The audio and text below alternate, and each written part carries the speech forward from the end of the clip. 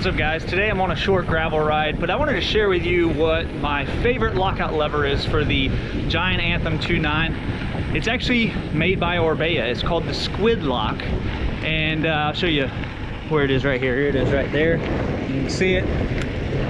And good looking device, nice device. It's not plastic or anything like that. Good solid metal construction. The benefit of this is that it actually will change your rear shock to be a 3 position. Now, I know some people are thinking lockout levers, you know, I hate them, I don't want to use them anyway. But for those of us who like lockout levers, like me, the Anthem, the problem with the Fox DPS, in my opinion, the Anthem, is that it was either like fully locked out, which was too much, or it was too open. The rear shock actually bobbed whenever you rode on gravel, or if you're on a paved section going to the trail. So there's no in between. So what the Squidlock does is, with the Fox rear shock, it actually makes it half travel, which is exactly like Scott's Twinloc system, and where you have a middle setting there, and it just limits the oil flow in the rear shock. So it makes it go from full travel to half travel. And it also connects to the front fork. Now with the Fox front forks, it does not actually initiate a half travel up front. So when you go to the half travel for the rear, it makes your front fork just fully open. So your front fork is fully open, and in my opinion, that's fine. I don't feel like the front fork is bobbing or anything like that. But with the Anthem in the past, whenever I set up the suspension on it, it was either, if I made it where I would use all the travel and set the sag right, it bobbed way too much. And then when I lock out, it was, super firm. So if you have those technical climbs you're trying to climb, it didn't have the in-between setting you could go to. So with the Squidlock, it will actually use that middle setting and make it half travel. And I was really kind of skeptical at first, but it actually works. So check this out. This is me riding on some asphalt. You can see the different settings. We're going to do the test on pavement, so that way any movement with the shock is going to be from pedal bob. It's not going to be from any kind of input from the road. So right now we're on full lockout. You can see that it's not moving at all.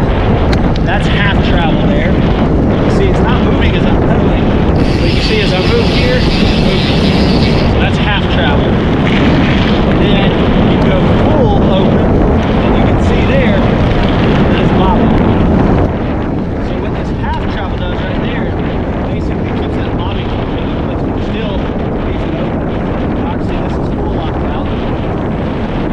Alright, that's half travel. See a little bit of bob, but not bad. And then this is full open. You can see it's really bobbing.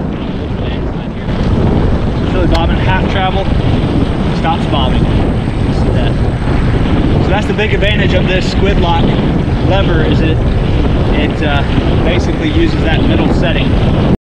See where it's open, it actually bobs quite a bit when I'm pedaling, and then I'll go to half travel. When I go to half travel, it hardly bobs at all.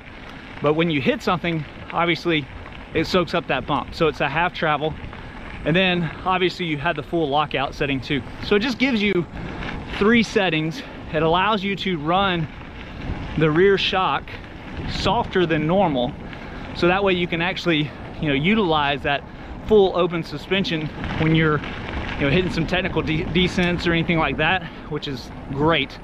And it really sags the rear end as well, slackening that front end on the descents, giving you plenty of confidence. And then if you hit a technical climb where you need some suspension movement but not a ton, you can do that half travel. Yeah, it works actually with all Fox DPS rear shocks. But let me know what you think. I mean, do you think this is getting a little nitpicky with the adjustments and everything? They also have an option for a dropper post where it has a lever at the top, and that dropper post, so if you're running a dropper post, you can get that one as well. So that helps out a lot. But yeah, let me know what you think in the comments below. Would you get this, or do you think the suspension is just right? I actually saw a reviewer in the past talk about this, and that was one of his main complaints with the Anthem, is it didn't have a middle setting. It was either bobbing too much or the lockout was too firm. So, all right, well, thanks for watching. If you've enjoyed this video, be sure to like it, share it, and subscribe. We'll see you in the next video. We got a little bit of rain, so I was able to go through the sandy stuff okay.